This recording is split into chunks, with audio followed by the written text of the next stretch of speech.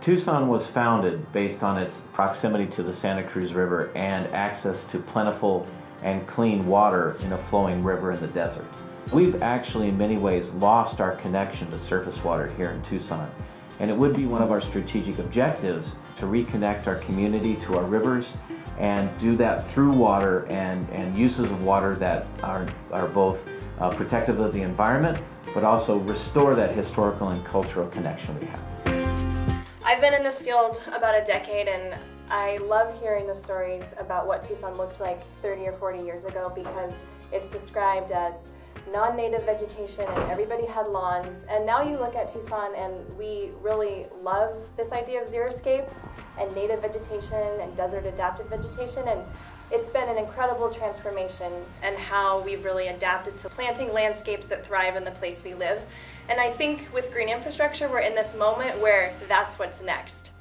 Green infrastructure really provides a way for the community to see the value and benefit of not only green and shade and growing trees, but also a way to utilize our water resources, and not just potable water, but stormwater in our community to help grow that vegetation, and most importantly, grow trees with that water. And those trees are what provide the benefits, right? So they're cooling our streets, they're reducing the urban heat island, they're providing a more accessible and comfortable place for people to be walking along the streets, interacting, being in the community. It just really increases the livability of our community and allowing people to get out and be outside and be a part of the Tucson that we all want.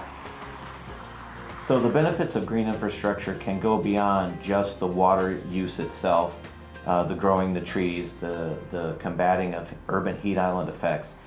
The manner in which you deploy it can have a mosaic of benefits across the community.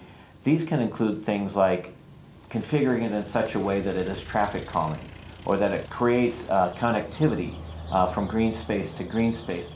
We have residential rebate programs that have been in place for several years now, providing incentives for individual customers to install rainwater harvesting and try and keep the water on their properties. We've been running rebate programs for several years now, some of them a decade, and it became clear in all of our rebate programs that there is inequity and that the dollars that we're investing in the community aren't being equally distributed. We recognize that it takes different work and in some cases more dollars to reach the parts of the community that aren't being touched.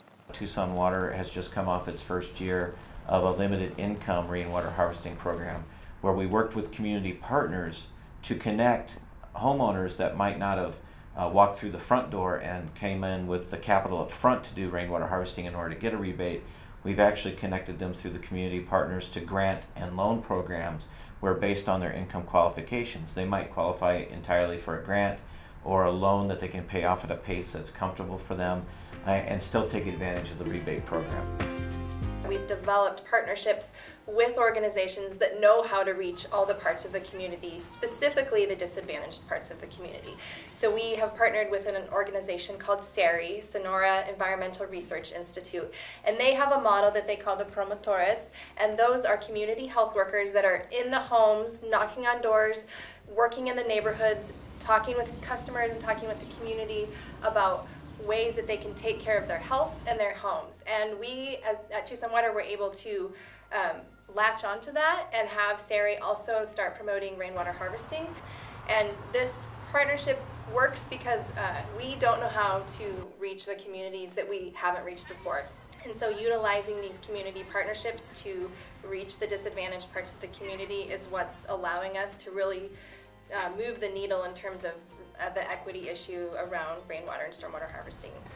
We have a recent partnership with the Community Food Bank, and we are partnering with them so that they can develop really a workforce training program. And importantly, it's connecting these trained professionals with the parts of the community that we haven't historically reached. And so it's matching up skilled professionals with interested residents and really filling that void of growing a green workforce. I am excited about the partnerships that have been built around this vision of greening our city and using water resources that have never been utilized before to actually do that.